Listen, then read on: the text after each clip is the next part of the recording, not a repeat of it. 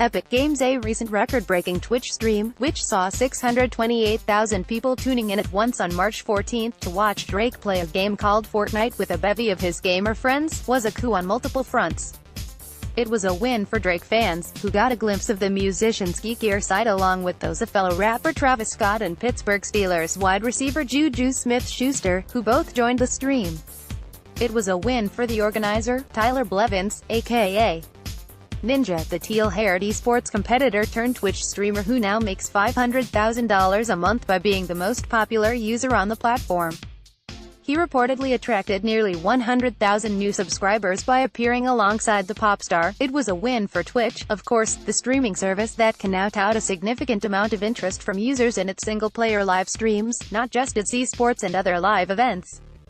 And it was a win for Discord, the gaming chat with built-in streaming program that has been relatively underground until now, despite having massive loyalty among gamers and fans.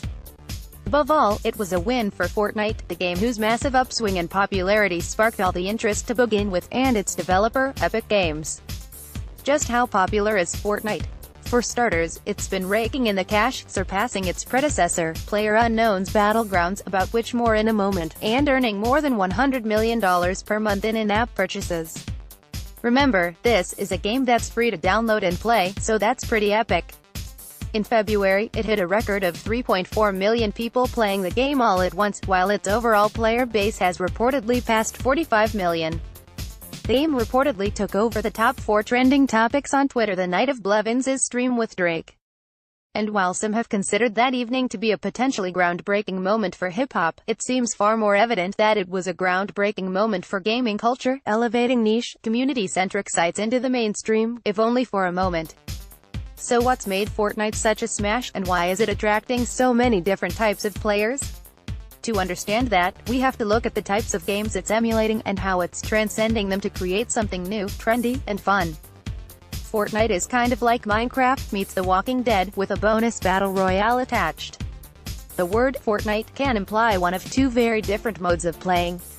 There's the original Fortnite, released last summer as an early access title, in essence, a beta release by Epic Games, longtime developers behind titles like Gears of War and Infinity Blade. Fortnite is what's known as a sandbox game because it's a non-linear story and the emphasis for the player is on roaming around, exploring, and building the world while completing quests in your own good time. In other words, it's like Minecraft. But there's a twist: in a game like Minecraft, you're pretty much making your own objectives. In Fortnite, your objective is clear: build shelters and collect stuff that will help you survive the zombie apocalypse. If you've ever thought about what weapons and strategies you would use to outwit the zombies, Fortnite allows you to live out your survivalist fantasies. Your goal is to build forts and other structures, from log cabin watchtowers to fully weaponized castles, that can survive fortnightly zombie onslaughts while being outfitted with booby traps and other devices. Fortnite is also a co-op game, which means you can play with a group of friends. Oh, and unlike Minecraft, when the zombies show up, you can shoot them. When most people talk about playing Fortnite, however, they're talking about playing the game with a special battle royale mode that draws a number of elements from the famous 2000 Japanese film, a pitch-black dystopian satire in which students are forced to compete in a bloodbath. It also borrows plenty from last year's hit game PlayerUnknown's Battlegrounds, where up to 100 players can battle it out and attempt to be the last player standing. In other words, gamers play out the plot of Battle Royale, The Hunger Games, Sword Art Online, or any number of last-man-standing battle scenarios. Witnessing the popularity of Battlegrounds, Epic Games quickly added a Battle Royale mode to Fortnite, but since the original Fortnite was only released in a limited format to begin with, they also released Fortnite Battle Royale as its own new game, available to anyone and separate from the original. For its part, Battlegrounds developer is playing nice and welcoming its main competitor into the field. The full release of the original Fortnite hasn't even hit stores yet. Meanwhile, its child, Fortnite Battle Royale, has taken over gaming. In Fortnite Battle Royale, you're not competing to survive zombies, but to outlast other people. And for many players, that's where things get interesting.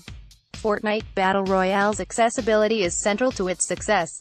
There are two reasons Fortnite has been so popular, and they boil down to accessibility. The game has been made available for more people to play, in more ways. Fortnite Battle Royale was released as a free download for a variety of platforms in September 2017 and received a popularity boost in January when it added several areas to its world, including a city. Finally, in March, it was released for iOS, and its popularity ballooned. Despite only being released for iOS, an Android deploy is still months away. Sorry Android fans, the game's mobile app immediately became the top-selling app in 13 countries and reportedly raked in $1.5 million during its first week alone. The game's upfront accessibility and ready deployment on multiple gaming consoles, from laptops to PlayStation to Xbox One, has played a major part in its popularity. But another huge boost to the game's popularity has been cross-platform play, meaning you can play with your friends who are accessing it on a variety of devices and platforms. This is a relatively rare innovation in the world of gaming, which has long been plagued by the difficulty of creating and accessing games for every console, let alone being able to play with friends who are using different